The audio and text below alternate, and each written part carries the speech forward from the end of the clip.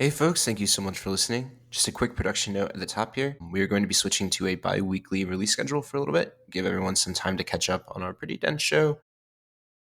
So with that, our next episode after this one will be out on June 30th.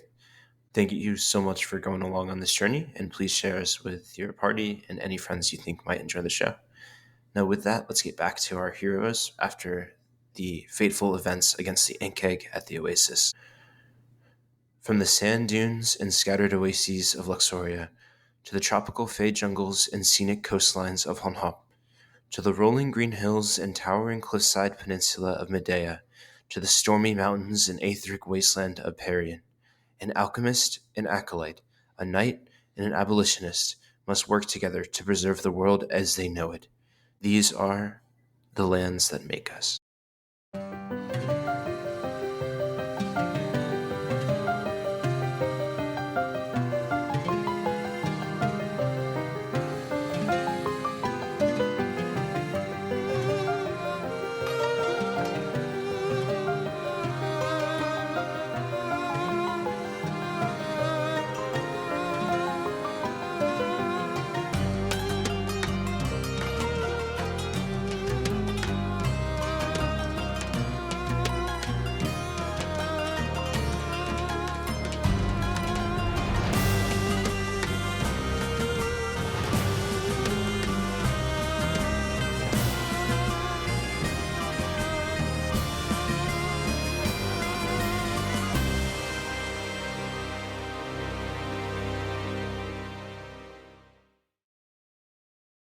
Traveling together along the border of Perian and Luxoria on the way to Nutter's Rally to disrupt one of three known blood rituals set to occur to restore the Emperor to his power and rise him from his royal grave, known to be somewhere in Medea. And Nara, I love the idea of you mixing some of their blood into an elixir, and that's how you make your first ever potion, like alchemy potion. I'm personally more concerned about what she does with the eggs, honestly. I was Yeah. gonna say, I feel like the first alchemy potion would somehow involve the eggs, since this is something she hasn't really had a chance to fuck with. Oh my god, you get experimental elixir this level. That's so cool. Yeah, and the right tool for the job, tool proficiency, there's a lot to do. You know what? I think she would take on leatherworker's tools and help her make these armors for the horses. That's amazing. Because I already have proficiency with alchemist supplies. And just from a description of what Sherilyn said, you start to develop those tools, create them. Like, I love the idea of you making these tools, right? Because you don't have leatherworkers tools to be proficient in. So you have to both make the leatherworkers tools from the chitin and bones and Oh my then become gosh, proficient in them. can we do this together? Yeah, I would love a discussion of that scene together. Like, the Ord boy was tasked with finding sufficient kindling from dried plants, I believe, was what you instructed him for. So after he has found these things and we have lit a fire, all of the horseshoes from the many, many horses that we currently have in our retinue, Sherilyn will sit down beside Inara and she will try circumlocuting, describing these tools, such as the pry bar and the hammer, and things like that, and looking at this variety of things that Inara has on the sand in front of them, she would pick certain things and hold them up as she is describing them and rearrange them in the way that she thinks they're supposed to go. Yeah, I think as she's like carving out these tools from the bones, she's like stopping every few steps to run it by you and take like feedback on how she can make it better. And is using her her artisan tools and her artificer tools to make this new set of tools. Does the ant eggs have any good meat on them? Cook the eggs, perhaps. Gross. The general rule of the desert is to avoid eating anything that comes from a poisonous creature unless you have experience with dealing with that specific poison. And since I never took to cooking, I'm just gonna stay away from this one. He makes a note in his notebook that he's been keeping about desert facts. Seeing you make that note, she will go, but if you are ever interested in learning how to cook with things like this, there's no better place than Marsanur. just because all the cooks there have gone like crazy with their inventions. Marsanor. That is a place to the south, right? We are sort of headed in that direction. If it wasn't for the terrible events that's going on, I would love to stop by. It is a beautiful coastal town, and the beaches are so much fun. Although you would definitely have to loosen up a lot more if you really wanted to enjoy the vibe of Marsanur, she says, and like grins at you knowingly, referring to the earlier crudeness. Look, it is a time when I am unfortunately tense. There is a ritual happening. I am worried for Arcadio, who is in Hanhop as a hostage. I'm sorry, this is just not... It's a bad... She will gently lay one hand on your arm, knowing how much you hate personal touch, and she goes, "But what better way is there to deal with stress and tense feelings?" Perhaps Acradio is more important to Plato than he lets on. Well, yes, he is the son of... he could be used to do... He is a boy who I have known for a very long time, and who I think could be a good man and needs help with that. And where he is now, that will not happen. So yes, I do care about him, yes. It's just, I'm sorry, Inara. You seem very kind and very nice, and I appreciate what it is you're offering me, but I am someone who cannot participate in something so casually. I respect it. I know it is a thing that many find relief in, but that for me is a matter of emotional connection. It is such a way in Perian sometimes. And for me personally, honestly, other Perians have tons of sex, as I assume. And so have I. I'm going to sleep. Yeah, every time she thinks about responding, you dig yourself deeper, so she ends up just holding her tongue, which is not easy for her, just seeing where you end up with this. Well, Sherilyn is not going to hold her tongue at that. She's going to say, "And don't you perceive that as utterly truthful?" Be nice. Look, I am being nice. The things that I am used to dealing with are large machines of metal. My time at court was not spent with these sort of seductions, let's say. So I am perhaps a bit out of practice. I am a man who talks to big metal gates. But, I have enjoyed your company, Inara.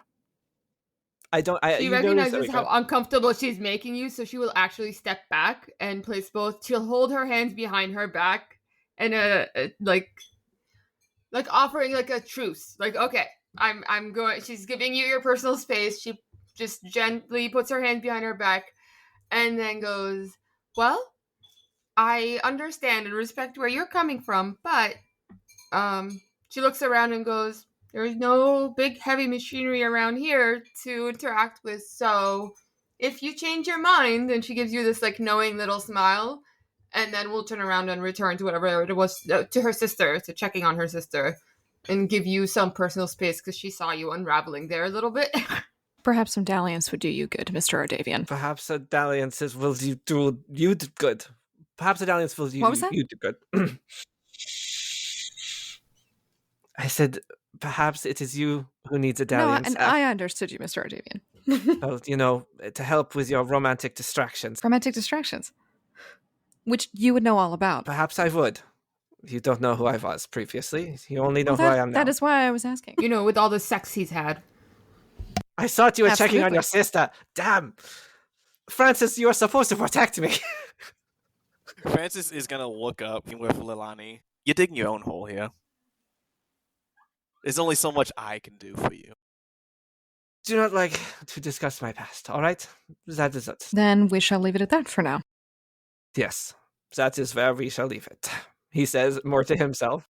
And you shall keep your nose from sticking into the lady's business. Definitely. I feel what lady are you referring to? I have lost track of the innuendo somewhere along the way.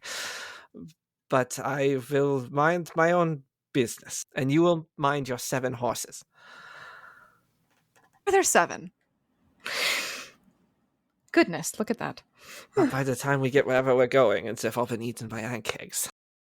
I return us to that previous conversation we had about faith, Mr. Ardavian. Now, perhaps you should get some rest. Yes, I think that is probably the best. even even the rest we got in the place of the lost. I was perhaps a bit shell-shocked after the feast. I hope to sleep better tonight.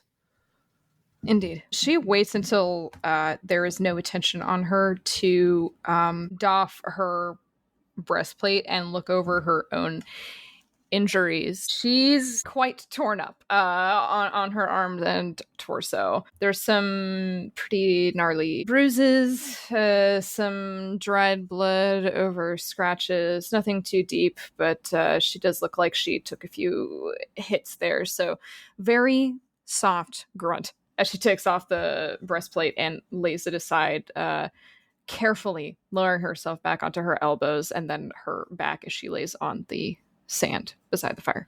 Francis is going to hear her struggling to gently put herself down and look up at her and be like, do you need help as well? You certainly put yourself out into the forefront back there.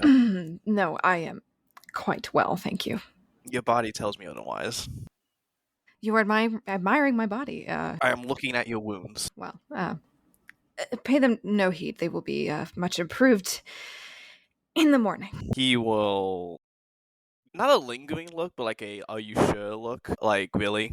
Are you going to leave it at that? I think Inara would intercept here too, because she would be next to Francis dealing with her sister. And after applying the medicine that seems to be working, if you would share that with her. Yeah, he would have. Yeah. So she would apply more to that, and seeing that her sister is resting well and that the idiot is nowhere near her, so she doesn't have to worry about him.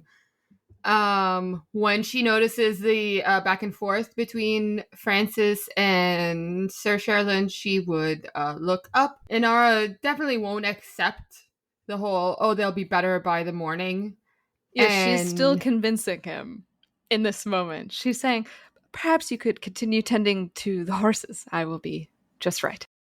This is the perilous journey, as you yourself have mentioned before, and me. Perhaps we shouldn't risk any injuries that could further impact our path. And she will start approaching you and leading Francis, like she'll pull you along, be like, we need to go help her. Don't listen to her. Yeah, no. Seeing that Lilani is fine, he will get up and start walking with Anara. You mobilize the lady. Well, perhaps I bear more caution for my party than I do for myself. As admirable of a trait as that is, you must be sure that you are there to take care of your party. You put much faith in me, Sir Thon. You have proven yourself capable of such. Ah, you are appeasing my fishing for flattery. Anything to help me and Anara treat your wounds. At that, Inara will use her feline agility and cat-like reflexes and do a little jump and land in. You're lying down, right? Yes, she's her legs and butt are on the ground, and she's sat up with her elbows. So yeah, Inara would definitely do a little like run and jump and land firmly on your lap with either knee on either side of your hips, and very playfully push you back down on your back to and start exposing your, I guess, wounds, because you had begun bit on the shoulder, sort of. I think it was previously her shoulder from the bear attack, I believe. Right. And then it was her arm and chest. So as it upper torso. got through her shield. Yes, it's all upper torso. And as Inara pounces cat-like atop her, she would be surprised. Her eyes would stretch, and she would say, allow me. And reach down, and she would lift up her shirt to her rib cage so that you could see the purpling bruises and the splotches of dried blood. Still quite playful and trying to keep this light, seeing how uncomfortable you are, she will reach for the edge of your shirt where you're raising it and just very nimbly pull it off of your head, exposing all of your injuries, and then motion for Francis to come over. Francis is going to kneel down closer to the wound and start, like, not prodding the wound itself, but around it to see, like, how sore and, like, any potential infection that might be forming with it. You're pressing your fingers against the wounded areas, and you can hear the sharp when you press somewhere just a little too sensitive, and she would still chuckle through it, as she always does, and say, "My, we're getting to know each other quite intimately very quickly." The best way to get to know someone, and Inara will start nuzzling like your ear and neck, not in a sexual way, but more in a playful way to distract you from the pain, feeling some empathy for all the damage you've taken on behalf of the rest of us. She seems not uncomfortable at all with how close you are. She remains very still, brave smile plastered on her face. She's trying to glance over Inara at Francis, who is prodding her midsection, who she doesn't know nearly as well in this current moment. And she says, "Worry not too much for me. I am a quick healer." Francis is going to really just ignore what Sherilyn said. Is actually going to take advantage of the fact that Inara trying to be distracting and comforting, and as like she's nuzzling Sherilyn, he's going to quickly, subtly reach behind him and take out his water skin, and then clean off Sherilyn's wound, like very quickly cascading water down on it. Inara will also start to tease Sherilyn, knowing that this is about to get worse, and be like, "I swear, it's like giving medicine to a toddler." Pardon me, my lady. It is not your presence or care that bothers me so, but rather the gentleman further down on my midsection. He would, as he is cleaning her, he would know it's mostly a bludgeoning wound. When she was struck in the shield previously, her arm retracted and the metal hit metal quite hard against her. Nothing appears to be broken. It just looks like she got battered quite a lot and maybe received a couple of cuts from where her armor bit into her skin. On that observation, Francis will kind of give her like a comforting smile and be like, "Whoever made your armor certainly had your protection in mind. Seems the most of it is just as if you got hit by a really big fist." Yes, she throws a glance towards where her breastplate is sitting. It's kind of glimmering and as it catches the light from their small, modest fire that's nearby. And she would say, "Our smithies are quite skilled. We have valuable resources and labor in Medea. All of us have armor. There are not many of us that are skilled enough to wear it, but as you see, I am." Then perhaps one day we'll be graced by the few artisans coming to teach us the trade, so that we can improve our own. Her smile vanishes at that. She's been trying to put out of her mind the affairs that are happening in her country behind her back, and likely the ones that were happening in front of her while she was there. She says, in the form of a mumbling, "That seems unlikely." Well, a lot more unlikely things have happened, especially within the past few days, so I am not one to put anything beyond reason now. That is a fair thing to think. Now, if you could just remove your hands from me, I believe I am in order now. No further assistance will be necessary from you. He'll nod and chuckle and slowly stand up, and then he'll look between Shellen and Nanar and then basically be like, "Well, even if you will not let me fully attend to you, I can rest easy with the knowledge that you allow someone to get close." Before you move away, Inara will actually lean towards Francis and put a hand on his cheek and go, "She may not thank you, but I do for the both of us." He'll smile at Anara and be like, "It's just what I'm here to do. It is my calling to help those in need." Well, I appreciate it just as much. And when she puts a hand to your cheek, do you like flinch or move away, or are you cool with it? No, he won't flinch or move at all. Then, yeah, she will give you a very respectful peck on the cheek, and then turn back to messing with Sherilyn. Yes, she sees the two of you having a bonding moment, and as you turn back to her, she would treat you in kind, as you did kiss her earlier as well, and she will also kiss your cheek. Now it appears we are all even. Look at us. Plate, are you jealous? What's going on over there? I'm laying on the ground on the other side of the fountain. I heard the sound of kisses. Are you really okay? No. I think Plato doesn't. He hasn't fallen asleep. He unfortunately is having great trouble sleeping because of the rain sickness. Here in the desert, where there's not constant rain sounds, he is starting to get like a headache from it, especially when he tries to sleep. So the sounds of you all talking, I think he hears it very keenly because he is developing a slight headache. I guess thinking to himself, he is a bit in marvel, a bit wondering at the group of you. I don't know, willing to be together. Yeah, so comfortable and intimate with one another, despite where we have been and what we have gone through. He does not understand it at all. He does not understand it. Inara will have her way.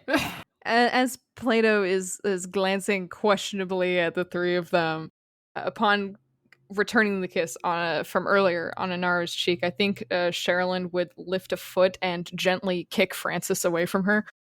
Francis will just follow the motion of it, just so there's no resistance, and then he will turn around and not really chuckle or make a sound, but he'll hide a smile as he goes to the fire to once again tend to Lilani. She places an affectionate, comforting hand on Inara's shoulder and gently eases her back and says, I think that's enough. I will do just fine and we'll get productive rest. Thank you for your help. You're very welcome, she says as she nimbly hops off of you. Knowing that her sister is well taken care of, I guess she'll just study the surroundings and go back to dealing with all of the Alchemist stuff that she has recently learned. I feel like the level up would have been a response to the just intense amount of experimenting and in the moment out of the box thinking she's had to do on this journey, whereas usually she has a lot of times on her hand, and so she's more intentional about her experiments in science. So there's a lot for her to figure out tonight. She's gonna find her own little corner close to her sister to keep an ear out in case there's any changes in her condition.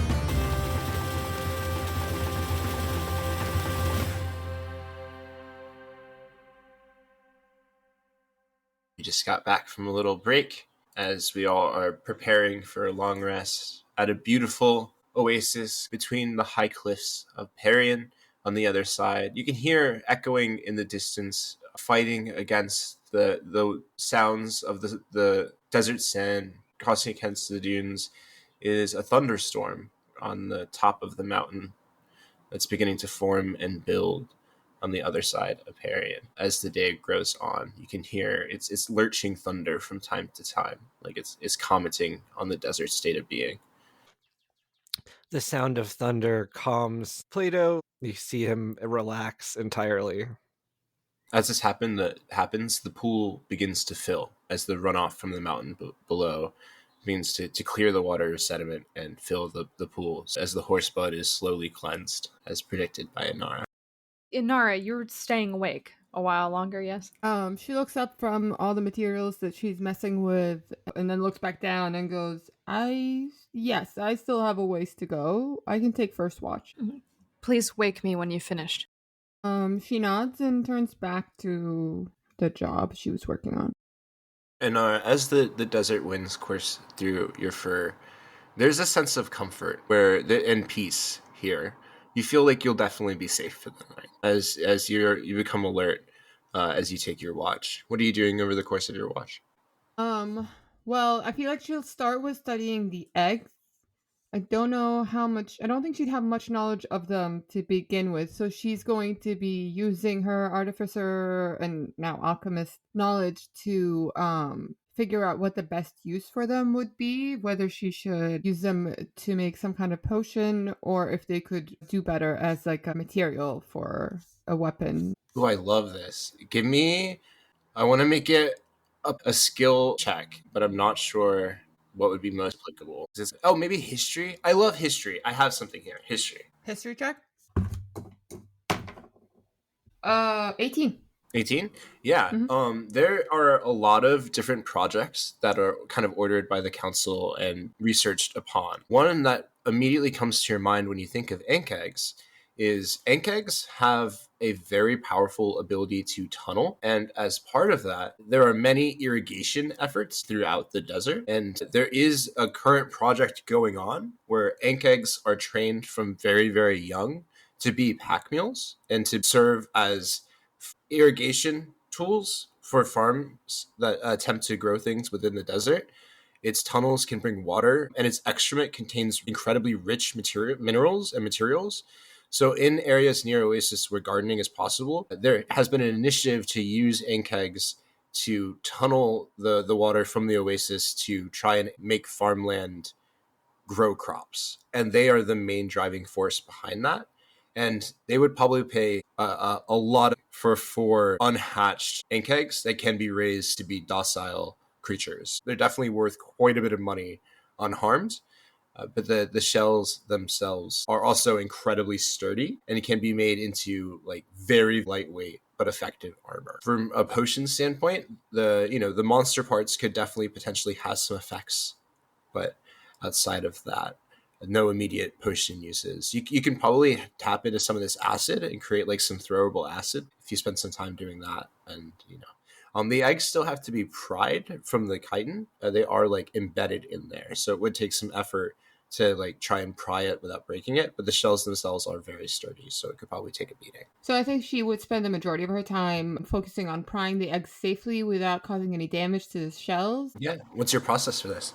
Let's see. She's going to use some of her alchemist supplies and thieves' tools. And I think what she would do, because I'm assuming there's some kind of like adhesive material sort of holding the eggs in place. Like they're not just wedged in there because then any movement would crush the eggs. So she's going to use some pieces of cloth and dipped it in the water from the oasis and try to soften the area around the eggs, and then very gently sort of scrape along the ink egg shell, steering clear of the eggshell itself to weaken whatever bond is between the two. I love it. Go ahead and make a sleight of hand check, adding your proficiency bonus in addition to whatever bonus you have as you use these tools. You spend your time doing it, you set yourself up for success here. It's going to be a low DC. It's going to be DC 12 to get this without any Lovely, damage. because that was a 12 on a die. So with the sleight of hand and proficiency bonus, it brings it up to a 16.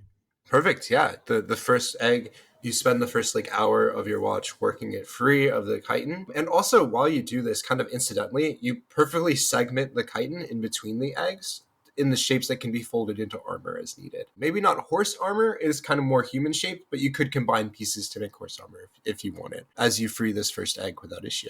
If you were to harvest all of the chitin from this, it'd be about 100 pounds. But the armor itself is much lighter weight than comparable armors of strength. Like plate mail is much heavier. This is as strong as plate mail, but it wouldn't impose a stealth disadvantage because it's so lightweight. Okay, so it wouldn't make the horse's journey more difficult, per se. I think she would focus on, like, after talking to Sherilyn and seeing all the leather and straps and everything, she would focus on, like, the exposed fleshy areas of the horse. So, like, making sure the horse's necks are protected from anything that might, like, jump out and bite at them. But I think her priority is definitely going to be making protection for the hoof and like ankle area of the horses so that they could travel faster and take smaller breaks. Love that. All right, give me 3 more. I'm assuming you're going to pry the last 3 eggs as well. Give me 3 sleight of hand checks in succession and see how many of these you make out undamaged. Unnatural 20 on the second one. Oh, heck yeah. 13 on the third one. Whoa, just barely. You see it start to crack, and you like take another second and then go in at a different angle, like observing a Jenga tower, and you pick a different brick and it's able to stay unbothered. And a nat 20 on the last one.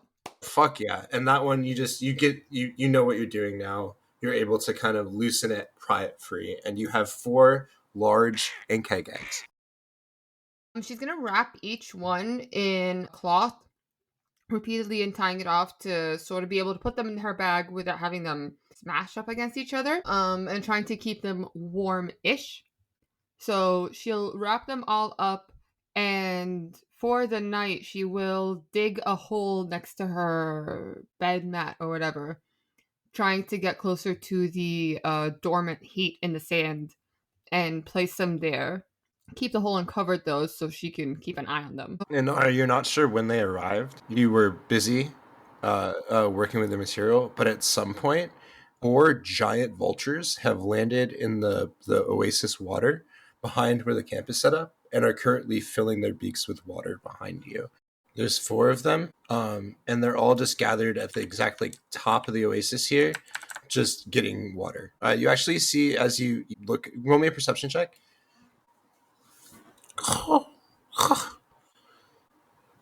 That's a 14. 14. You see a little bit of blood wash off of their claws and mouths. They definitely just got done feeding as they begin drinking in this water. But there are 4 of them at the very edge of the other side of the pool here. She's definitely going to keep an eye on them, but ignore them for the most part.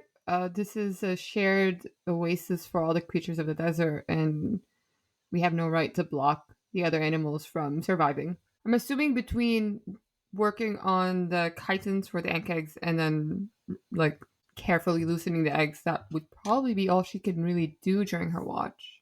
Sounds good. Who's taking second watch? Who do you wake up? Charlene told me to wake her up once I was done. So once I was done and I have everything cleaned off and have all my tools put away, she would very quietly, so as not to disturb the other party members, walk over to where Sherilyn was resting and kneel down by her mat and gently shake her shoulder, probably on the side where she wasn't hurt, to try to raise her. She stretches it against the sand, and she again leans up on her elbows and looks past Inara at these things made of chitin behind her, and she says, "What have you got there then?" Been busy. I can see that. I imagine she would have finished working on what we needed for the horse shoes and leather straps to wrap around the ankles. You've done a fine job crafting items for these animals you've little experience with. I couldn't have done it without your... And she paused for a second and says, expertise. She smiles and she'll roll over onto her side, carefully lifting herself into first sitting up and then standing, leaning down to retrieve her breastplate so that she can start fastening it back on. And as she is tightening the straps on either side of her torso with great care, she would say, "I'll keep watch now so that you can put your very productive mind at ease." Thank you. And before she walks away, she will point out the vultures and be like, they have been no trouble. They're just getting a drink of water, but they are there. I've made note of it, and I will keep a wary eye in their direction. She'll then skirt the pool, casual steps. The space isn't that large, relatively speaking, so she'll round the pool to the other side where the horses are resting, so that in a way she can also act as shepherd for these creatures while they are taking their rest and can watch over everyone and all of the horses. She does look in the direction of the, I think you said, partially bloodied vultures, and as Inara is laying down to rest, she would softly call out to her from the near edge of the pool, "What do you think they've been eating?" Whatever dead carcass they found in the desert, these are scavengers. And so they usually have plenty to choose from in dangerous areas such as this.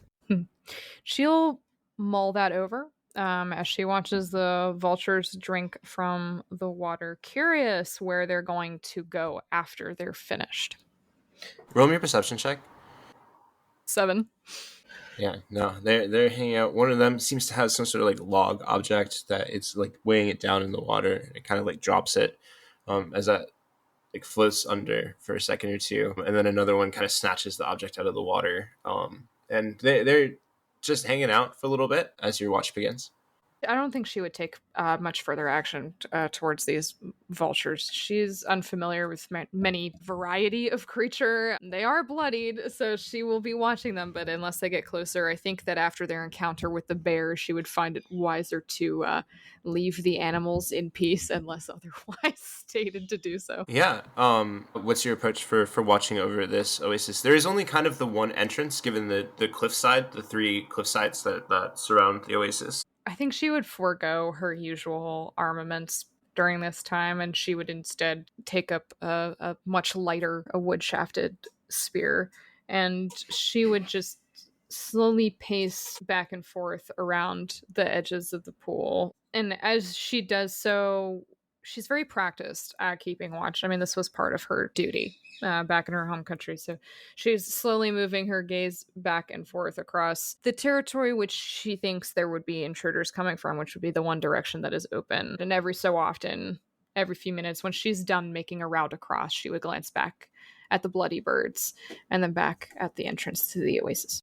About 15 minutes or so of this pattern, you see the birds begin to make some commotion as their wings flap. And you watch as whatever object they were kind of fighting over has been picked of all its meat and is dropped into the oasis pool. And the vultures kind of awkwardly take off together as a pack, flying kind of up the mountain cliffside and off. You see as you turn to face the desert night sky, which is quiet and dark and filled with stars that stretch endlessly across the sky. It is the most stars you've ever seen at once, as you just have this clear visibility. And as you watch, very suddenly, bright streaks of light begin to shoot across the sky. Balls of fire streaking, creating streams of red all about the sky as they quickly start forming and forming. What do? What direction are the streaks flying? All sorts of. They're very far up in the sky, but they are flying in all ways. Would Sherilyn know distinctly that these were different from a normal shooting star? I think at first it looks like them, like a shooting star, and then it's like one shooting star, two shooting stars, and it starts to take on a different shape as the streaks they leave behind kind of last in the air just a little bit longer. I think if this eerily colored light show increased steadily, she would allow it, as you said, she would wait to see if it would pass, if this was just some rare phenomena that happened in this part of the world, which she has never seen.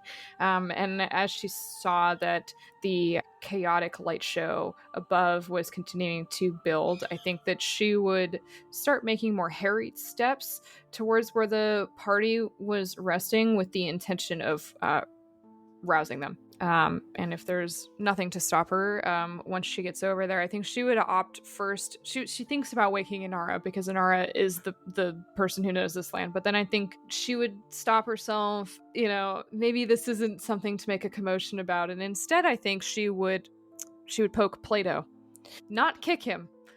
She would gently but firmly grab him by his fleshy shoulder, if we are specifying, and immediately raise a finger to her lips and say, "Don't wake the party with your mewling," and point up at the sky. Is there something? Oh, what is that? Is there anything I can roll? Arcana, nature? Nature or history? Nature or history, you say? All right, I'm gonna do history. It's more likely that I've read about it in a book. Cool. That'll be 17 plus 2. 19. It's a meteor shower with more meteors than you've ever read of, all spreading across the sky, burning out like fireworks, leaving these red streaks before they completely burn out, disappearing into the darkness. The stillness of the desert is unavoidable as you watch the meteors pass by above. You think it a strange phenomena, their frequency?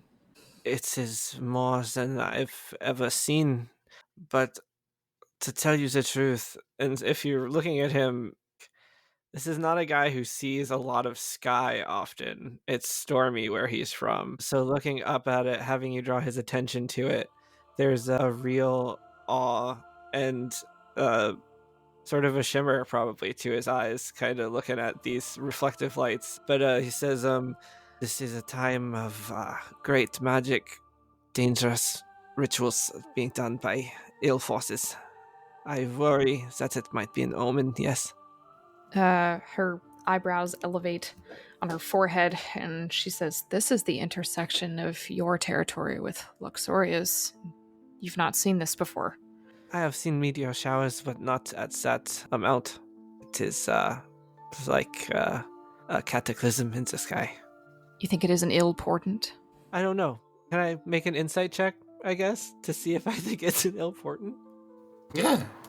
I like insight. Ooh, another good one, 19. I have a +0 to that one, though, so that's just a 19 as it stands. Yeah. As you kind of focus in on this brilliant array of reds that start giving way to purple as you stare, streaking across the night sky, burning with this intensity, but also brevity as the streaks give way back to the night sky. You think this is not malicious. You think it's something beautiful, unique, and incredibly, incredibly rare. And you're part of it. I think I turn back to Sherilyn and I say, perhaps it is best not to create upon it an omen, and to instead appreciate our ability to see it now. She looks between Plato and the shooting stars above, the meteor shower above, a couple of times, and then she says, "Well, you might just call me a pessimist, Mr. Ardavian." I just think that we have enough on our plate without seeing how the stars feel about it. Of worrying what they might think. Right? She gives him a stout nod of agreement, says, "Well, so long as it is no danger to us." If your watch is almost over, I am happy to take your place. This is excellent stargazing. Her eyes roll from one side of her head to the other in consideration, and she, with a half shrug, would offer, "Perhaps we could share the remainder of my watch, and then you may have the next one." Sounds fine. She returns and offers a hand to you. He looks at it for a moment and then, being polite, takes it with his water hand and goes and sits in complete silence, watching the stars above. It is an incredible stillness, as if the wind itself has stopped to watch the sky that fills the desert. As this cascade of colors begins shifting every couple minutes between hues of blue, red, green, yellow, bombastic, exploding over and over again, filling the night sky with light against this array of endless stars. As you continue your watch together, it comes to an end. I feel like you've mostly been watching the sky, but nothing around you has happened of note as this incredible light show moves into its second hour and third watch begins. Well, I hope you have sweet dreams. They've been standing together. Sherilyn would not sit idly.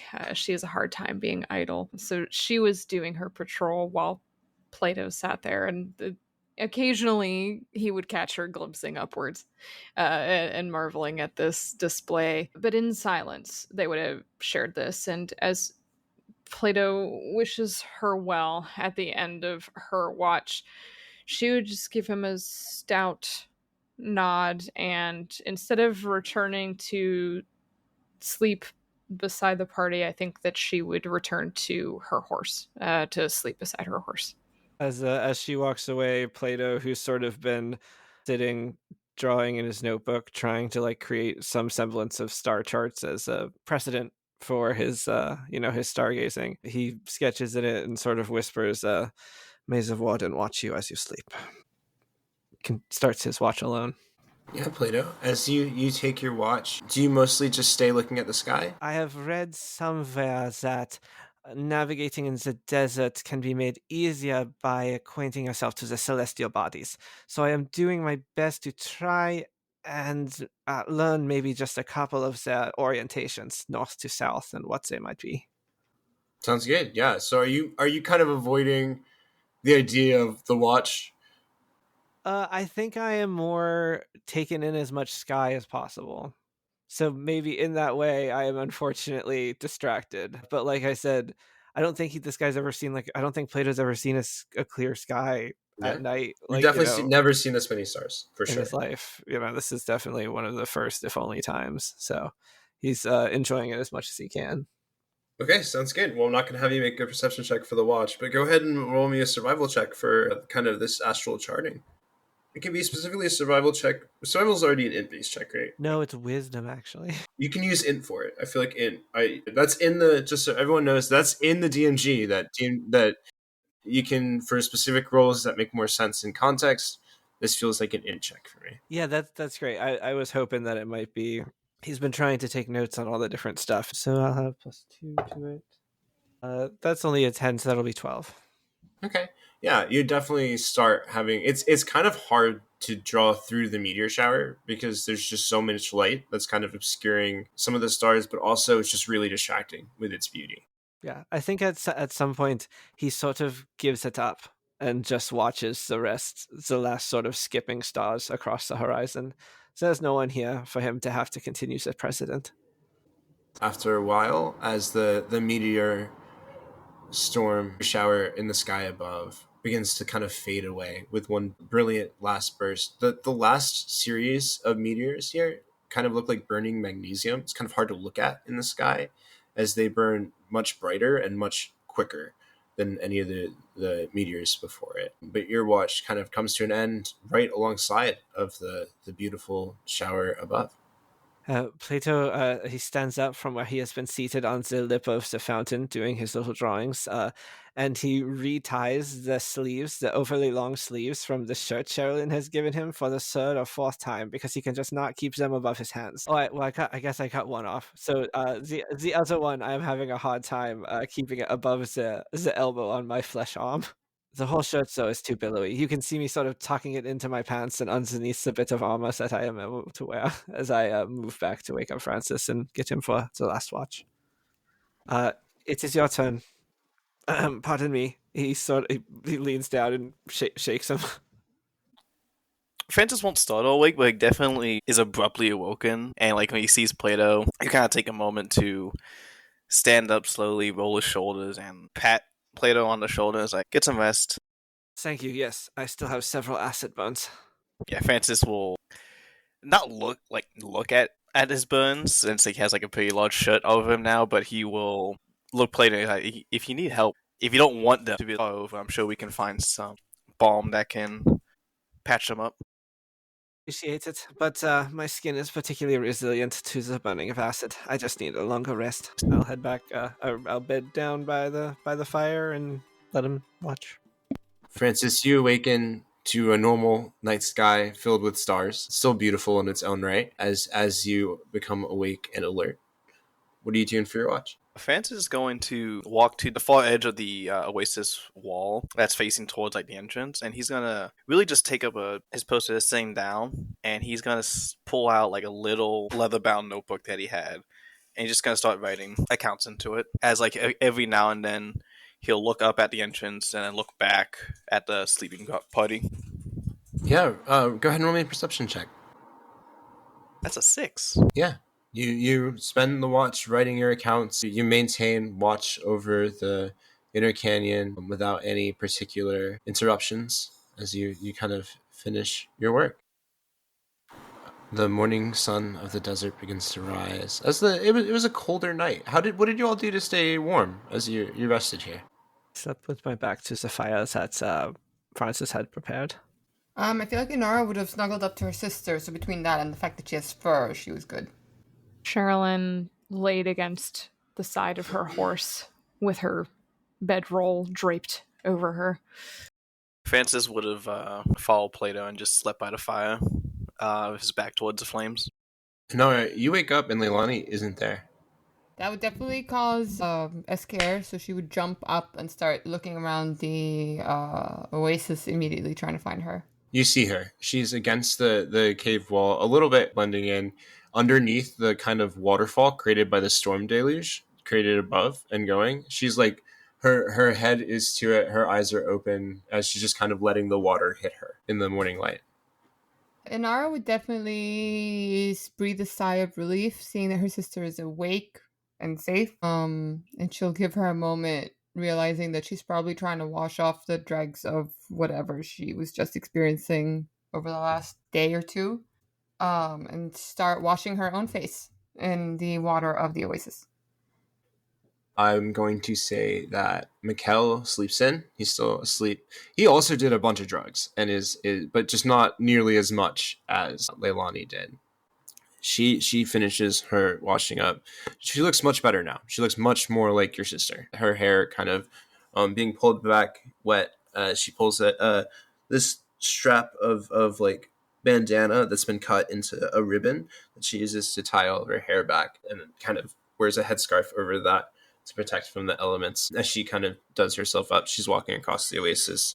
I am so happy to see you alive, sister. She runs to embrace you. Inara will hold her arms open, and will embrace her sister back. And after a quick squeeze to assure her that everything okay, she will push her away, like a foot away, and slap her. She wraps her tail around you as you guys hug and then envelops, and you slap her hard across the face. Inara will, for the first time since this whole thing started, show genuine anger at her sister for endangering her life like that. She'll grab her by, I guess, the front of her shirt and be like, I cannot believe you were that stupid. You're an idiot. You have no idea the consequences of your actions. She's kind of like looking around, blushing a little bit as she sees the sleeping Mikkel as well as the rest of the party kind of waking up. Can we take a little walk? She will begrudgingly let her go and will walk a ways with her from the group. Yeah. You and she walk. I went away from the feast following Mother's orders, and as part of it, I did a little bit of that substance with the boy. But I learned quite a bit, sister. You see, Mother tasked me with seeing how serious Perian was about ending slavery for good. And the boy that I was with, he is the son of the Justicar family. They used to be slave catchers, but they've started a different line of education. They're serious about ending it. I got good information from him. I did my job, and I wanted to celebrate, and no one was leaving the feast halls for longer than I was expecting. And we got back, and then the scene of death, and Nora, you should have seen it. I did. You did? How do you think I got out of there? We had to pass by. We went in to investigate, and I saw Mother's wall weaving like she does in her gardens, but there was no survivors. We didn't see your corpses, but we assumed the worst. I was overwhelmed. I just wanted to escape. The drug felt good before, and I thought maybe there was nothing left for me. Sema was there. Sema was left. She recalls out their sister's name, and while she does understand, thinking that their mother and Inara had been dead, she understands the response her sister has, but still judges her for abandoning their youngest sister in a moment of emotion. Summer turned out to be much more competent in emergency than we expected. Inara snorts immediately. Sure, yeah. She did not do the slip at all. No, she did not, but she did shoot down the messenger that I had sent out for help from Luxoria. So, you both had a great hand to play in this. I shot it down, sister, with my sling. That is the moment when I read it and realized it was from you. That is when I chose to take the rest of the drug. Inara stills her hand from slapping her again and takes a deep, calming breath and goes, What's done is done. None of us could have anticipated a situation like this. Where is Mother? If you survived, did she? She did, but she was taken by those who instigated this, as was the voice of the people and most of the other heads of state and country. Your dagger. She looks down and says, I know, but he is safe. Referencing the Hidden scribe. Thank you. I found this on one of his guards. I believe he was also taken with the rest of the people of power. Now we must act. You cannot choose to escape again. You are either here to help us or hinder us, and you need to make that choice now. I will not hinder, but I'm a bureaucrat, Nora. That is what I want to be. I've trained for this. To talk. I'm not set out for adventuring. I'm not set out to cross this desert without a full caravan. I'm not as trained at. I'm not. I mean, I'm ready. Yes, I will not hinder. I will only help. I promise. All I ask is that you think before you make another decision. And I promise that I and my new friends, and she gestures to the rest of the party who's probably still resting, we'll do our best to keep the group safe. Looking over at the group, would probably notice the Ord boy, and her expression will darken again for a moment and look back at her sister and be like, that nuisance, pointing at the boy, you need to deal with now. This idiot believes he is to be the one and only, your fated future. She kind of like holds back laughter, and then Exactly. she pokes you on the shoulder, and then leans in. He's faking being asleep. I am quite fond of him.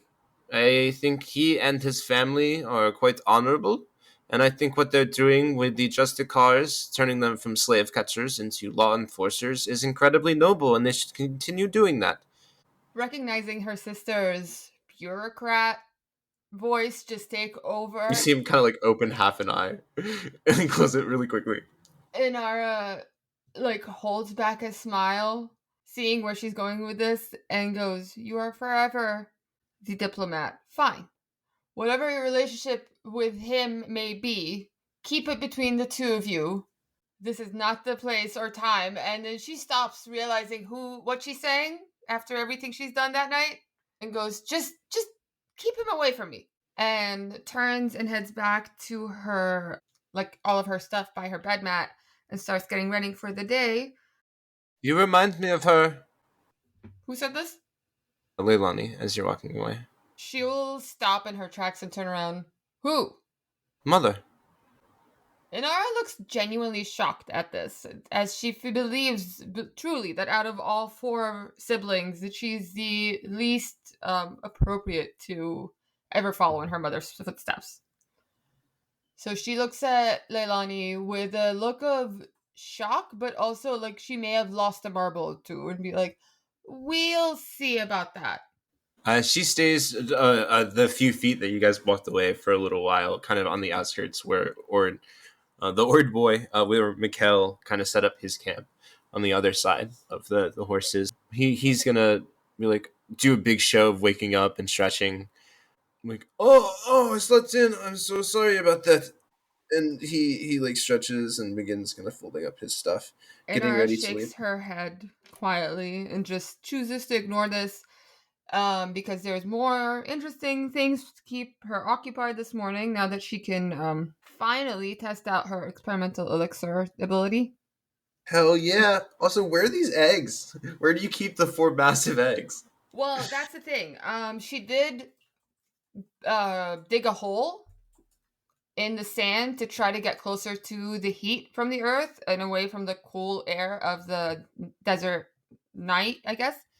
So they are in there, but she's looking at them and realizing, okay, I'm going to have to figure out a way to carry these and everything else we come across on our journey.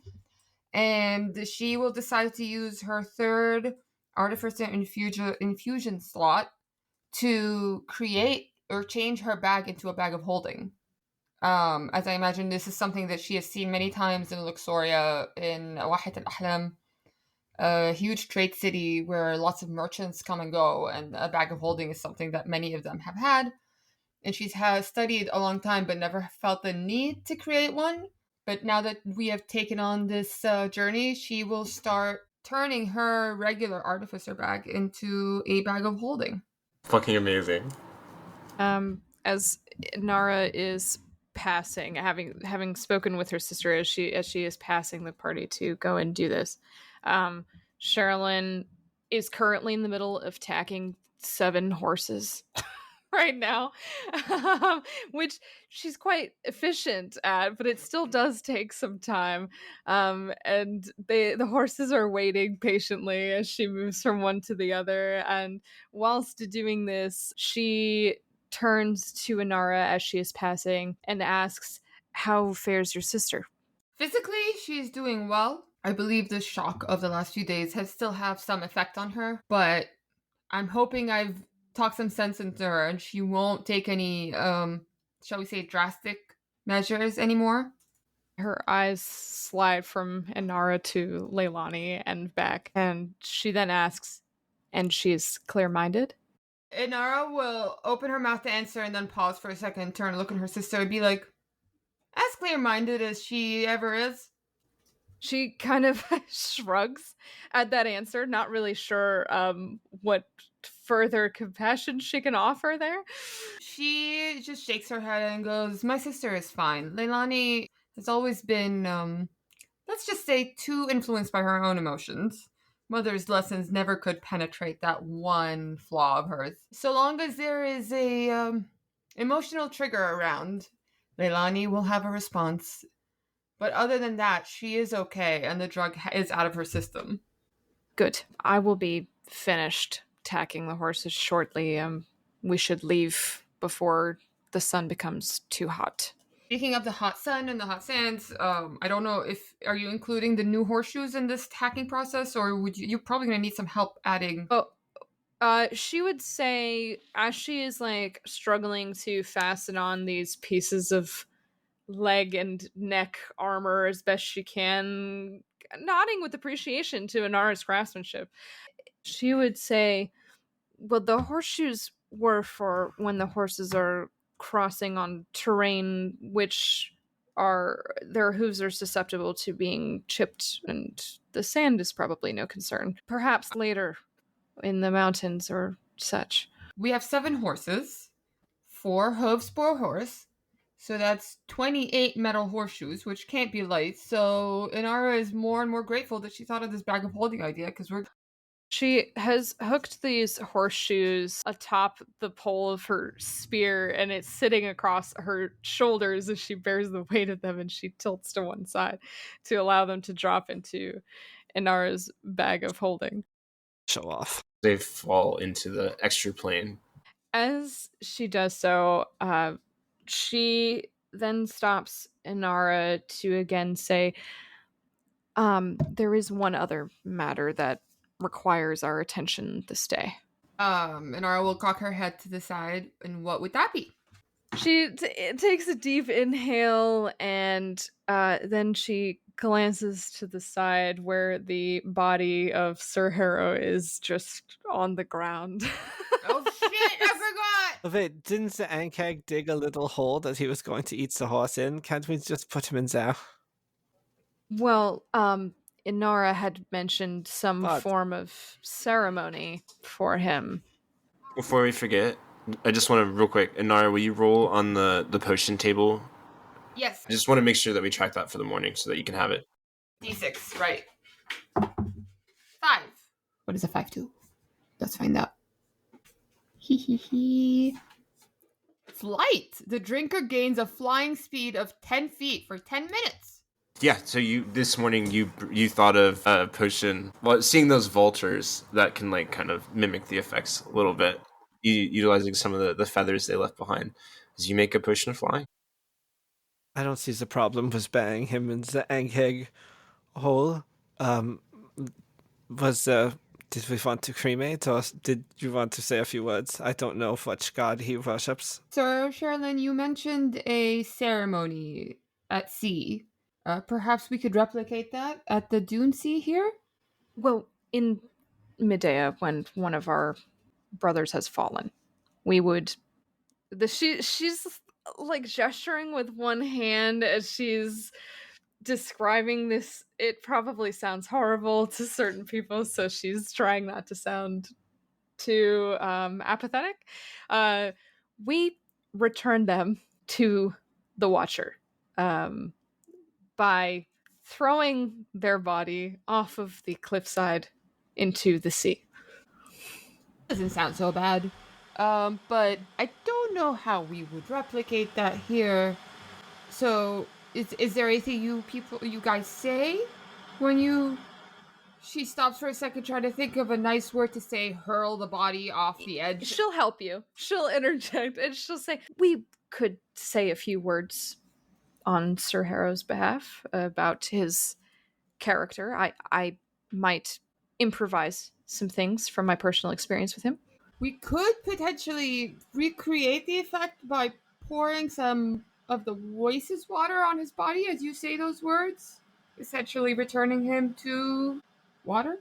Yes, that sounds good. Sufficient.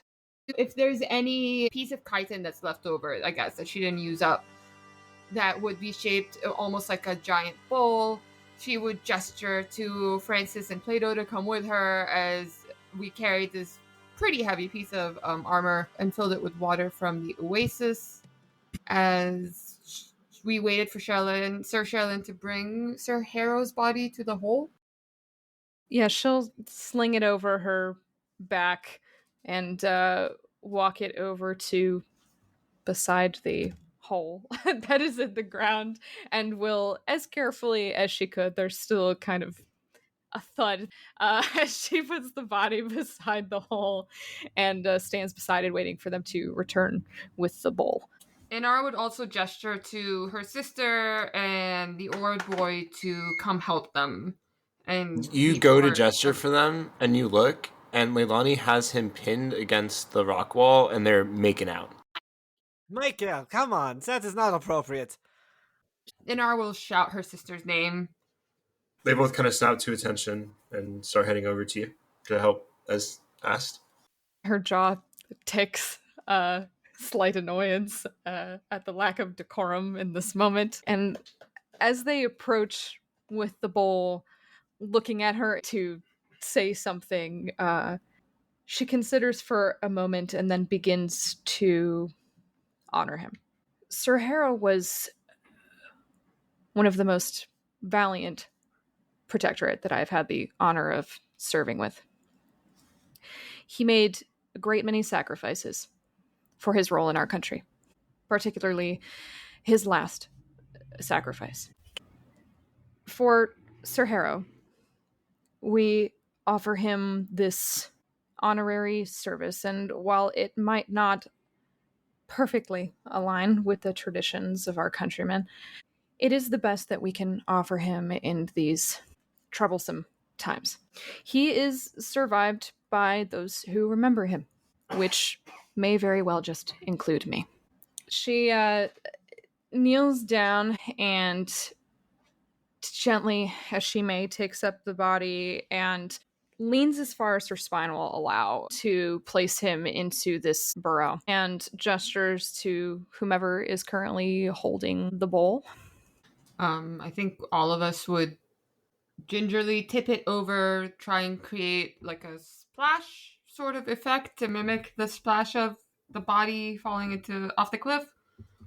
They do the water. Plato, after sets the bowl down and sort of puts his hands over, crosses his hands, and he says, I did not know Harrow, but he will have to stand in here now for all of those that were lost at the feast, all of those that are dead now, who we cannot hold funerals for, whose bodies we cannot go back for.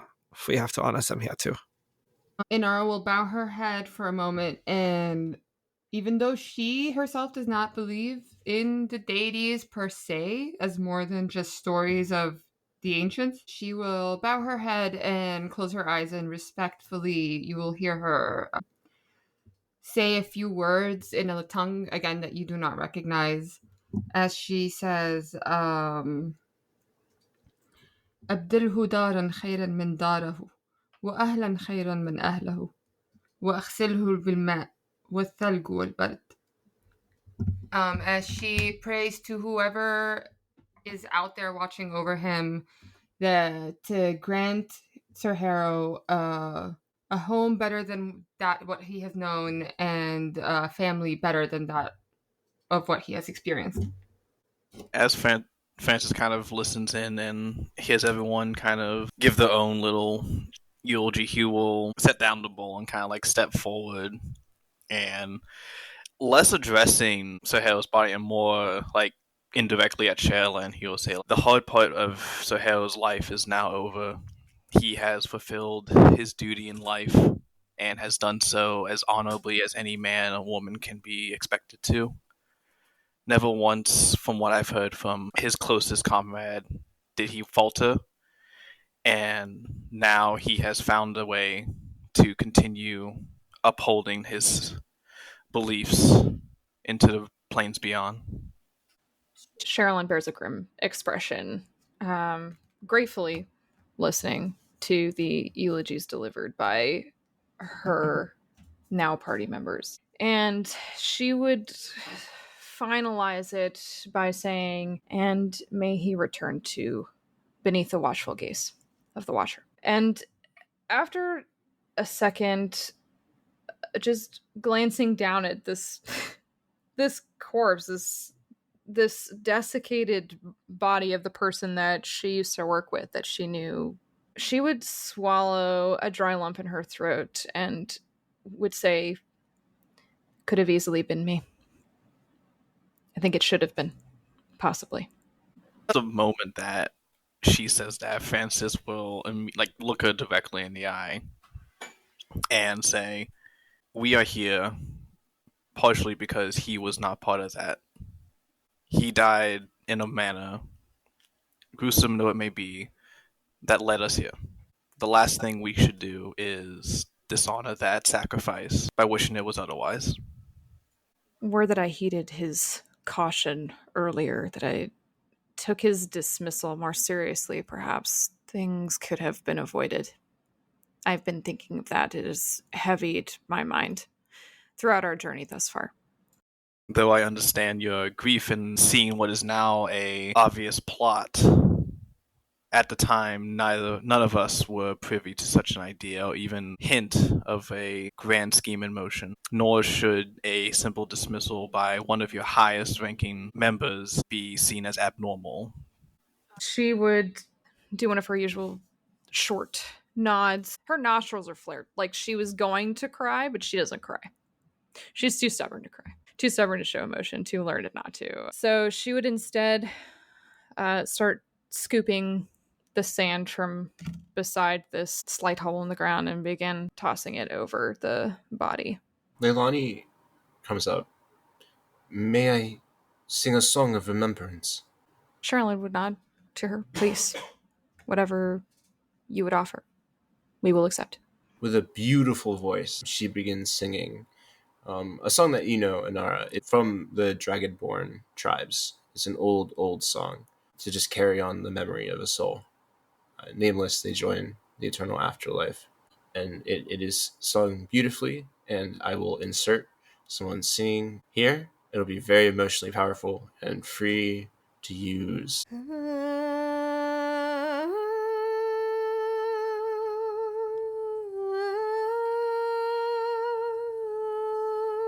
And she's singing.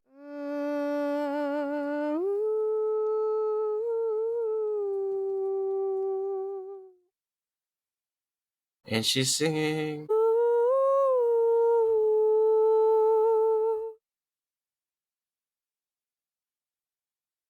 Alright, and as she's singing, you all continue pushing the sand back over the Ankat created grave.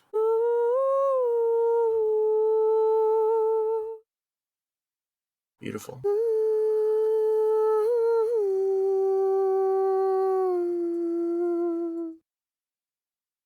Sort of standing back after that for a while, not talking after Sherilyn was saying what she was saying about noticing Harrow's descent. He looks at the group of them and sort of says, well, we should get to move on. The more we travel not at the height of the day, the better off we will be. I agree. Yeah. Oh my god, so many horses. Never enough horses. Look, We some could've of just them might left- fall through the strip. We're gonna need. Could have just left them at the Temple of the Lost with the other horses. Quite impossible. Not impossible. Thank you for at your all. input, Mr. Ardavian. As it should be. but Inara is like considering making Plato walk alongside his horse for a little bit, just so he I can don't see the understand difference why I am of being traveling. I tamed Grizzly by myself. I don't understand why I'm being punished for being By correct. yourself. Well, okay. It's not my recollection of things. It was rough at the very beginning, but I handled it when the bear was there, I think. So I think I should have credits, yes. I'm just saying, I don't think you recognize the value of Grizzly right now. Like, if you had to walk I this whole love journey on Grizzly. the hot sand. It is the 4 other horses that I questioned the sort of bringing of Wiz. That were a walking horse snack. 5. So 5. Better than you being the walking snack? As I mentioned, the empty horses have no relevance on whether I am walking or not. They're just horses we're bringing. My understanding of things, Mr. Davian, is that you are an abolitionist who supports the cruelty of animals. This is not cruelty. This is not cruelty to leave the horses at the Temple of the Lost. There were other horses there that they could have frolicked with freely. It was a totally fine place to leave the horses. You mean No. the ones desiccated on the ground, covered in flies? No, the ones drinking from the fountain. Inara looks at Francis and goes, "Good morning," trying to hopefully make them stop. So she turns to Francis and goes, "So how was your night?" Relatively uneventful. I'm glad that your sister is up and well, even if she is very active with that. The moment you say that, she turns around to check if she's gone back to making out with the Ord boy again. She has. Francis kind of just chuckles to himself, like, But they walked a little ways off, trying to be a little more private, but you search the line and you definitely do see them. Maybe we should make them walk behind the horses. now, your sister is still recovering. I understand that you are upset their relationship being realer than we believed. She snorts at that and goes, "Well, for now, that is not my concern anymore. I am more focused on making sure that she and I both make it through this in one piece. Fortunately, if the Ord boy also survives, that is just an unfortunate consequence of this journey." You can see as Plato disengages from Sherilyn that his eyes are a bit ribbed with red. He once again had a rough time sleeping without the rain noises. Well, at the very least, so long as everyone we care for is safe, I'm sure that we will be fine. Well, speaking of people we care for being safe, she says and looks at Saoirse, then we should head out soon if we have a chance of potentially finding either your missing loved one or Sema and the other Ord boy. No more incidents similar to Sir Harrow's. Shall we? Do our best. And Inara will go over a few pieces of general knowledge from people who live in the desert, telling you guys to try and not disturb the sand too much as we travel. Inara will be like, other than the Ankhegs, which will sense any disturbance, there are other creatures that live within the sand, and I would also keep an eye out for shifting sands that could indicate quicksand. Also, she says, perking up, don't trust everything you see on the horizon. An odd thing to mention? Most ominous things. Well, the heat can tend to play tricks on your eyes. Have you ever heard of a mirage? She says, and looks to all three of you, actually. Sherilyn shakes her head. I've heard of a few people afflicted with this, but never experienced it myself. It's not necessarily an affliction. It is just perhaps a reflection of light. Others believe it is a tear between worlds that you see in a moment of weakness in the heat of the sun. But regardless of what it may be, things that you see far in the horizon, especially bodies of water, may turn out to be illusions once you get closer. And then she stops for a second, trying to recall things that she would hear from adults when she was a kid, or just pieces of advice the soldiers that used to escort her would give her whenever she went out looking for things or wanted to go exploring. Unfortunately, she wasn't a great listener, as she got distracted between every third word, so she's struggling to piece it all together now. And she goes, ooh, also, if any of you noticed the vultures last night, if you see a horde of them flying, in a circle especially, that usually means something is dead there. which usually means whatever killed it is nearby. So, no wandering in the desert ourselves seems like a simple task, although she looks over at Leilani. As much as I hope that our journey is swift and direct, our journey is essentially wandering in the desert, so we will have to keep our wits about us. I will do my best to keep an eye on the sky and the stars at night to chart our course. However, it was never one of my strong suits. Really not the part I excelled best at during my studies. Then we should be thankful that we are also traveling with the Cleric of the Lost. Isn't that right, Sir Thon? Francis will kind of just chuckle a little bit to himself. It's like, while yes, that is my duty and calling in this life, as this is a new world for me as well, apart from relying on Anara's knowledge, I will do what I can to make sure we do not fall into any more unforeseen and unwanted circumstances. That is the best circumstances we can impart amongst ourselves. We should be going. Right, I fill up my big water skins that I made, and let's get going. Inara will march over and go grab her sister by the nape of the neck and pull her off the Ord boy. Plato, as you refill your water skin, you see at the very base of the cliff what the vultures were picking at, which is just a full arm, looking like it belongs to a human. It's been completely picked over its meat, but you see the skeletal structure of an arm kind of floating in the water. I surreptitiously, not wanting to draw the attention of anyone, I go over to the fountain and I just sort of pull it out of the water. This is drinking water. It should be clean. Yeah, where do you just kind of throw the the bones and the little bit of meat not picked over by the carrions? Is there any? Do I see any vultures still around? No. Oh no. No, I just lay it down in the sand. I don't drop it. I sort of bend over to set it there, but I do remove it from the water and then head back to the group so that she doesn't kill Mikhail Ord. It would be bad to not return with either of them from the peace meet. I mean, that family is important, so. Don't worry. I have promised my sister not to harm the idiot, but I refuse to like him.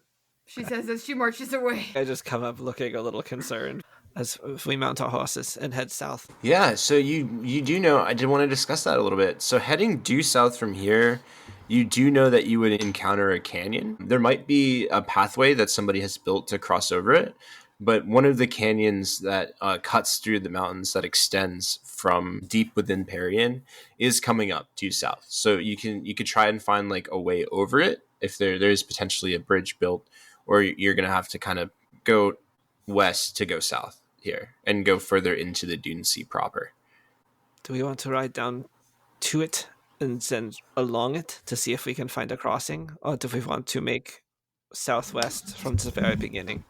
I think we should take our chances and approach this gully, and if there is no safe crossing, then we take the long way around, as we have little time to spare and littler resources. Inara will actually vote the other way, and she'll say, we have a better chance of running into a tribe or some of the people we're looking for if we were to travel due southwest, more towards the city of Suwahit al-Ahlam, but also just based on all the stories that she's heard passed down from the few survivors that tried to take the canyons as a way out of Perian, the runaway slaves, and the horrors that they would describe that face them there due to the mutations and the melding of the Perian, I guess, subterraneous creatures with the desert dangers. Inara has a deep dislike of those canyons. It just does not feel the need to go close to them if we can avoid it. Yes, when we brought people out of the country, we did not tend to cross the canyons directly. There can be some pretty nasty creatures down within them. The ether gathers there in the canyons. It's one of the last runoffs that's not in the rains. Can lead to some nastiness. Inara looks at Sherilyn and goes, you thought the Ankegs were bad. Well, Sherilyn is musing to herself as she listens to you speak about the dangers of these canyons, thinking to her vision that she saw of Diana and how it was just sand and there were no deep crevices in the image, and think herself easily convinced by this. All right, further inwards then. Yeah, you all begin heading west to kind of maintain this southerly pattern without having to deal with the large caverns protruding from Perian, instead going deeper into the Dune Sea. You begin seeing the massive dunes of the Dune Sea, and for travel for a little while is going to be scaling these large dunes and up and down, and it gets tedious, but you guys move forward for quite a while, an hour and a half to the heat is much worse today than it was yesterday as the sun high in the sky kind of beams down on you all. As it approaches noon, Inara will suggest to everyone, even though it might seem counterintuitive, try and cover your heads and torsos with whatever cloth you have on hand. It might feel suffocating, but it beats the burns. As you all continue forth through the forest, each on your own individual horses, I will say Leilani and the Ord boy, Mikhail Ord, are sharing a horse at present. As you all ride forth, you see emerging from the sand as you crest like almost the second of these dunes. You crest one huge dune, begin going the other.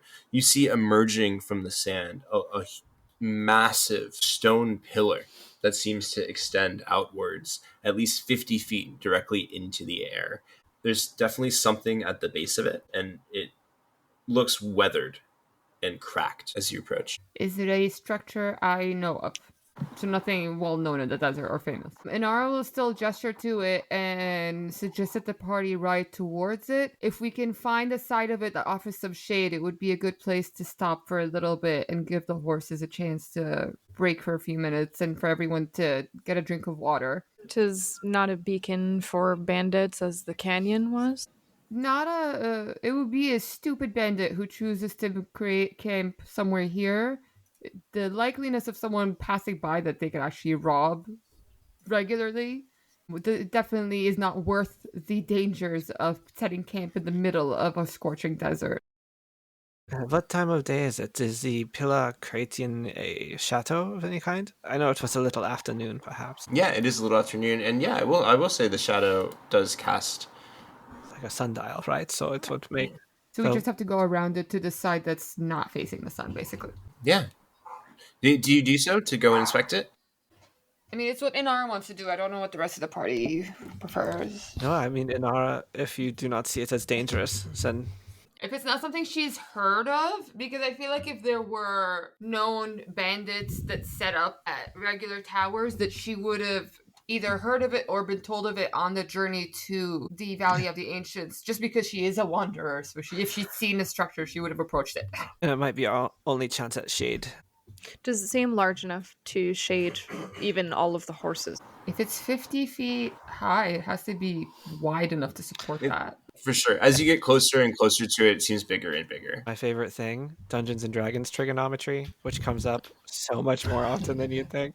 I hate it. It's a huge pillar like this, and then there seems to be something around its base as well, some sort of design as you guys get closer and closer. You say something around it, not like vegetation. Not like a camp that's set up. Okay. It's like, It's around like the base another of the pillar structure. proper. And yeah, definitely we'll approach it. We should approach cautiously so it can see what this is. Absolutely. You guys go ahead and roll me. I mean, it's kind of hard to be stealthily moving with 8 horses. Another good reason to not have 8 horses. And no cover. But Inara will take the lead, considering she may be able to perceive what it is before some of the other party members. Go ahead and roll me a perception check as you guys get closer and closer. 15.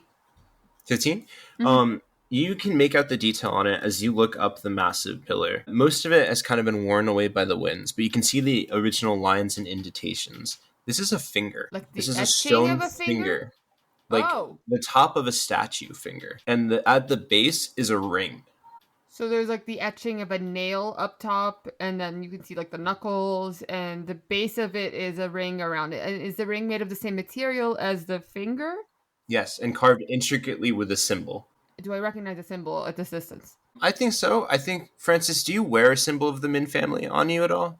No, he wouldn't. He wouldn't have anything prominently on him that would connect him to the Min family. I think the one time you might have seen it is on the beautiful silk dress of Princess Lin Min as she did a half speech before being interrupted. She would find it very strange to see a symbol that she recognized from Hanhop somewhere in the middle of the desert. So she might question what she's seeing and wait till we got closer. But as she definitely recognizes it, she will point it out to I'm gonna say you're at the Francis. base now, as you recognize it fully as a finger of a massive statue sticking out of the ground. Well, this is interesting. Francis, you specifically recognize it as a signet ring. Yeah, as they get closer and Francis gleams the ring, he stops his horse for a little, like at a moment, rears it off to the side so as not to halt the entire caravan. And he's looking at the sigil on the ring, and he's like just lost in thought. It's like, why is this so far away from where like the Min family is based? Do you know what it means or what it is? Sherilyn is going to refer back to that speech the guy made at the party before all chaos broke loose. He said something along the lines of, the world is not as it once was. Perhaps this is an indication. What, that parts of the world are moving on their own? What sort of stone is it made out of? Is it a light stone, a dark stone? Does it look native to the desert? The color of it has long since faded, but it does look native for sure. Like it does look of similar stones that you would see standing stones, cliffside material. I mean, we thought it was part of the desert before we realized it was a statue, so I guess it must be made of a light stone. So that is strange, not transported here. Yeah, it's very strange. How old is this family that the signet ring represents? Do you know how far back? The Min family goes back many generations, far before the actual formation of the Confederation of Kingdoms. So, an ancient family and an ancient statue, but in the desert. And we happen upon it spontaneously. Was this in your vision, Sherilyn? Big finger. Yeah, was it? I feel like if she'd seen a finger sticking out of the sand, that maybe she would have mentioned that before the cacti. What can I say? I would hope she would look at Sherilyn and be like, I would really, really hope that would stick out to you more. I'm tired. Cactus. Come on. Let us get into this shade. Once we're in the shade, Robbie, is it too far-fetched to try to ascertain how old it is by like scraping at the stone or maybe using some kind of acid that I have? Like half-life study? I don't know. I mean, I think yes. Go ahead and roll me a investigation check. You said investigation? That's a 5. Yeah, as you look it over, you see the tip of the finger is much more aged than the base, as if it's been exposed to the elements for a lot longer. So just based on how large the finger is and how much of it has been exposed, you think centuries at least. She would definitely speak up and be like, well, it looks like this thing used to be completely submerged and has slowly been appearing as the sands shift. And she'll look close to the base, maybe dig a little bit at one side to see if it extends past the ring. It very much does. Well, there's more down there. If that is the case, it could as easily be resubmerged within the hour. The deserts are ever changing. She shrugs her shoulders. I would rather not be here when it is buried. Let's take a short enough rest to water the horses. A brief respite, yes. Very brief. Oh, it would definitely take longer than a few hours for that much sands to shift. The desert is dangerous, but it is not out to get us. Knock on stone. You should not say such things. As everyone's like kind of like getting ready to rest in the shade and take a break, Francis is gonna walk over to where the sigil actually is on the ring and like very lightly just run his finger along the inscription. Is there anything that really pops out about the ring other than the sigil? I mean, it looks like a ring a member of your family would wear. Do you know what I mean? Like, it is an identifying, specifically probably older days, it is an identifying ring as nobility. Like, it's a signet ring. It's to signal to everybody around you that you are noble. But the stonework is precise and well done, for sure. Each cut seems very clean. The stonework seems to be kind of one piece that's weathered away, rather than a series of constructed pieces. Francis is going to examine as closely as he can and then like look beneath him, thinking about what lies beneath the sand, if this is what protruding out of it. Taking note of that similarity in masonry kind of think to himself, how far back does the history of his family actually go? Because to him, it's only relatively recently, not nearly as far back as that guy at the dinner said that his empire was lasted. Watches the horses from the big water skin. Charlene will help you. It's not very far into the day, but she already looks quite weary from having to care for so many horses. She would be too stubborn to admit it to you, Plato, and she will continue to be stubborn about caring for them and bringing them along, but she looks tired. Inara would take the chance to check and see how the light coverings are faring. So she would also be around the horses. Are there any signs, like, would she pick up on the fact that it's getting to you? I think her movements would be a little slower. You had seen her the past couple of days when you awoke tacking just her horse and how snappy she was at it. Not nearly as enthusiastic now. She's kind of going through the motions, albeit a bit slower. Then she will look around for her sister and the Ord boy. I'm assuming they're together wherever they are in the group. Why can't we call Perian men by their names? Yeah, I think you do see them together. They're just kind of talking. When you see them kind of sat down next to the horses, the horse they were riding, and talking to one another. So she would call them both over and ask for their help. She'd be like, if you're traveling with this party, then you need to carry your weight. There are many horses here, and we cannot expect Sir Cher to care for all of them on her own. We've each clearly already got our own responsibilities. The extra horses are now you two's responsibility, but you are to follow Sarah Charlin's explicit instructions. And she really emphasizes explicit. Do not attempt to use your own ingenuity while caring for these animals. And as you say this, you see they're both kind of like nodding and looking at each other. Like, of course, we can help. Yes, I'm more than happy to help. You see past them, cresting the dune, a few 100 feet down, due east, a large cart being pulled forth by an array of about 4 to 5 camels that just manages to crest over the dune and is traveling as well as you guys are. Is it traveling towards us? Like, what direction is it traveling? In parallel to you, the same way that you're going. They're 500 east, headed south, like over the dunes. Do I recognize anything on the cart in terms It of is. design? It is too far. Okay. She'll point a finger past Leilani and her companion, the nicest word I can think of, and be like, oh my god, there's a caravan. We should definitely try to approach it, but maybe not all of us. Sherilyn turns and looks in the direction that she's pointing. What's to say that this cart isn't one of those, what did you call them, mirages? I mean, I see the same thing that you see. Is this the craft of the desert, or? If we both see it exactly the same, then it is unlikely that it is the craft of the desert. It's currently descending the dune that you guys are at the crest of, at the stone statue that's in between two dunes, and it's not stopping at all. So it is just continuing down the dune and going to head parallel to you, the same direction that you're going, as you guys are talking.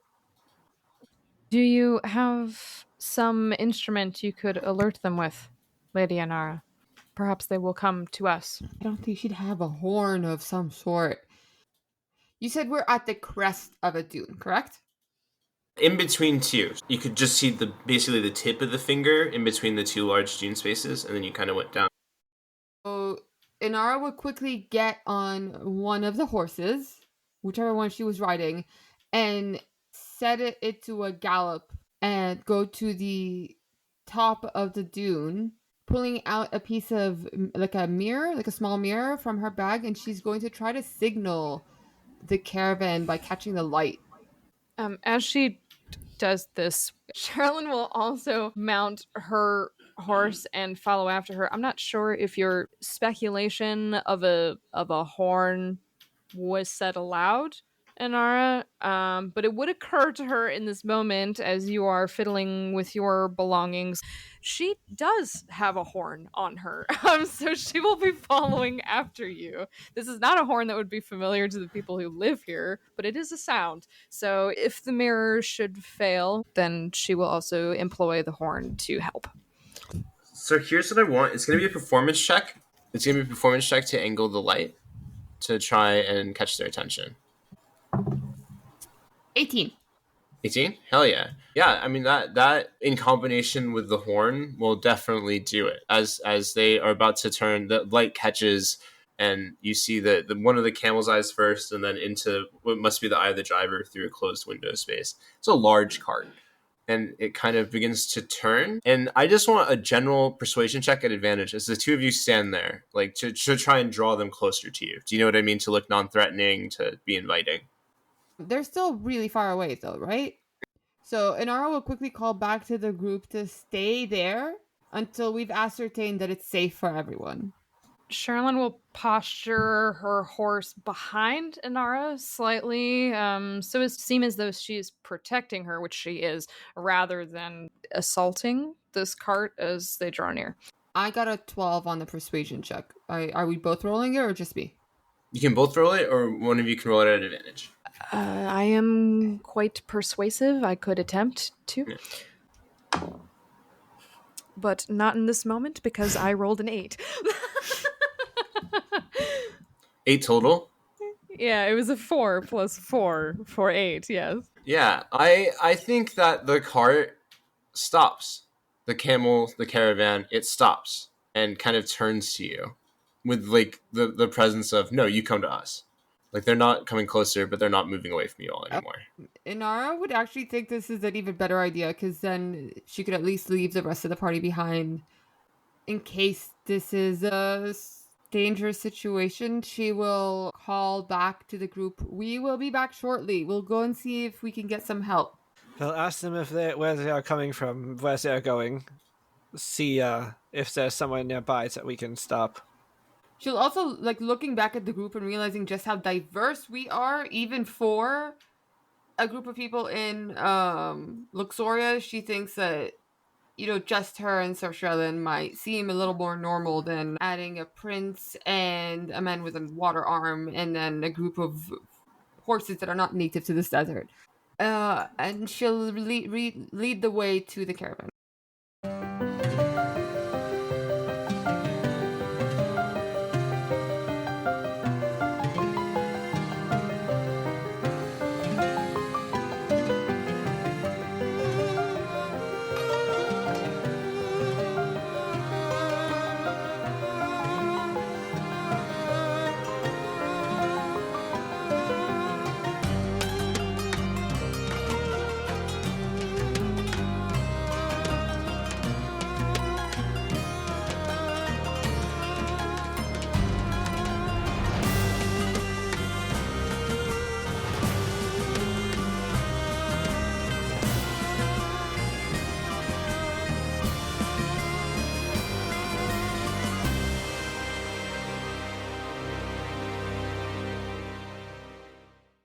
Thank you so much for listening. Please tell your friends about it. Anyone you think might enjoy the show, please go ahead and send it over to them without any contacts. Just send them the art and see what happens. Our amazing cover art is by Julia Folkart. For more of her art, please check out her Instagram. The link is in the show notes. It's the Folk Art Archives on Instagram. Our amazing theme music is by Dustin Goddard. And we'll see you all next time. Our next episode with the new bi-weekly schedule will be out on June 30th. Thanks again.